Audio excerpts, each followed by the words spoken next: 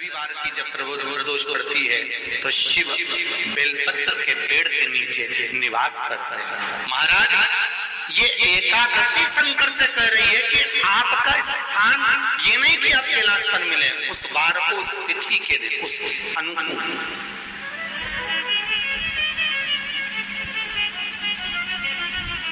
हमारे यहाँ कहते हैं सोमवार की जो प्रदोष पड़ती है वो इच्छा पूर्ति करती है, मंगलवार की प्रदोष रोग से मुक्ति देती है, बुधवार की प्रदोष कामना की पूर्ति करती है, गुरुवार की प्रदोष शत्रुओं का नाश करती है, शुक्रवार की प्रदोष सुख और शांति देती है, शनिवार की प्रदोष संतान का सुख देती है, और रविवार की प्रदोष जो काम दुनिया में कोई नहीं कर सकता वो अचूक फल की प्राप्ति रविवार की प्रदोष करा देती है। महाराज ऐसी प्रदोषों का नियम वर्णन किया चाहिए। भगवान कहते ठीक है तू थोड़ी देर खड़ी हो। एकादशी सम्मुख खड़ी हुई, पार्वती जी ने जिस अंगुष्ठ का जल पीने के लिए लिया था हाथ में, बस पीने ही वाली थी, शंकर भगवान ने वही हाथ में जल लेकर एकादशी के हाथ में उसको देकर कहा ले, ये मेरे द्वारा निर्मित एक व्रत है जिसे त्रयोदशी के दिन तूने मांगा है, मैं तुझे देता हूँ।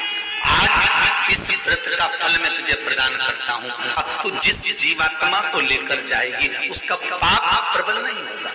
किसी स्त्री, पुरुष, बालक, बुजुर्ग जो भी होगा जिसने प्रदोष का व्रत करा होगा वो जीवात्मा को तू किसी फल की कामना से नहीं स्वतः ही लेकर चली जाए, उसमें कोई कामना नहीं है। बन सके जीवन में 11 प्रदोष या 26 प्रदोष करने के बाद आप उसका उद्यापन कर विराम भी दे सकते। एक छोटा सा उपाय अवश्य करिए। अगर बच्चे कोई एग्जाम में बैठ रहे हैं या कंपटीशन एग्जाम है या नौकरी के लिए अप्लाई कर रहे हो, मान लो 4-6 महीने से बैठे हो, 8 महीने से बैठे हो, सर्विस नहीं है, नौकरी नहीं है, तो एक छोटा सा उपाय अवश्य करिए शिव महापुराण का।